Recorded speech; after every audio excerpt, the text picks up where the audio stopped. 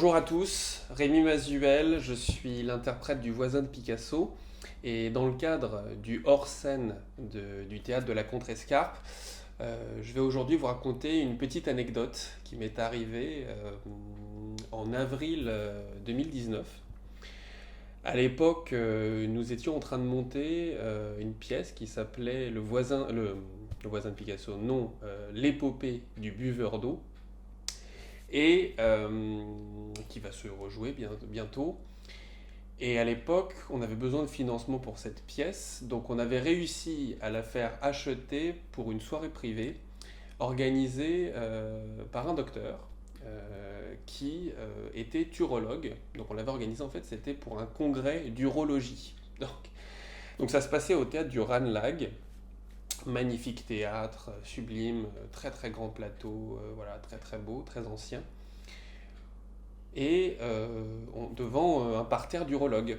Donc on arrive le jour même, on installe les décors, les costumes, et à 30 minutes du début, je commence à saigner du nez. Fatigue, je sais pas. Donc bref, je saigne du nez, donc j'arrive à stopper le saignement, mais je me dis, mais si jamais je ressaigne du nez pendant la pièce, ça va être terrible. Enfin, et puis j'espère surtout pouvoir m'en rendre compte, surtout que j'avais pas mal de manipulations, il y a des moments où je tombe à terre, tout ça. Et je m'arme de deux mouchoirs que je mets dans une des poches à chaque fois. Je me dis, voilà, donc j'ai déjà une sorte de montée de stress par rapport à ça. Ensuite, donc on est à 20 minutes du début. Et là, à 10 minutes du début, notre metteur en scène nous prépare un gros speech, elle nous remotive à bloc, Anaïs, et elle nous dit, voilà, là, je veux que la première scène, donc la première scène, moi je rentre en urologue, et il y a une scène voilà, où je suis en train d'ausculter le personnage principal, qui est joué par Gaspard, un autre ami comédien. Et Anaïs nous dit, Rémi, il faut que tu envoies la sauce, il faut que tu les fasses rire, il faut que cette première scène, ça doit vraiment, je veux que ça soit fou rire sur fou rire, quoi.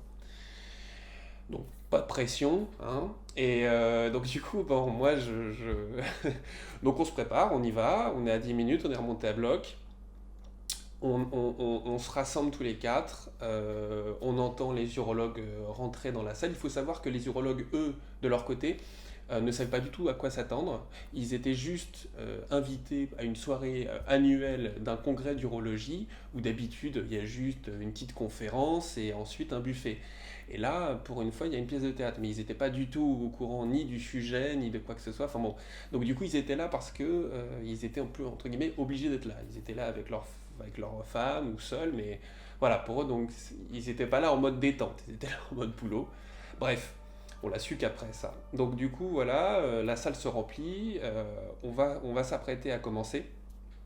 Et là, le régisseur vient nous voir. On se dit, il va nous dire qu'on part, donc il va nous donner, voilà, il va nous dire merde, et puis on y va.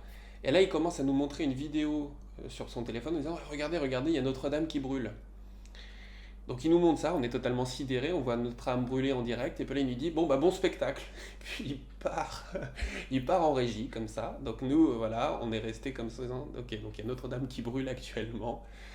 On est face à 150 urologues qui n'ont rien, pas du tout envie de voir du théâtre, en tout cas c'est pas leur objectif, et il faut que la première scène fasse rire. Super, moi je viens de saigner du nez. Donc là le rideau s'ouvre, moi j'ai mes deux mouchoirs dans mes poches, on y va.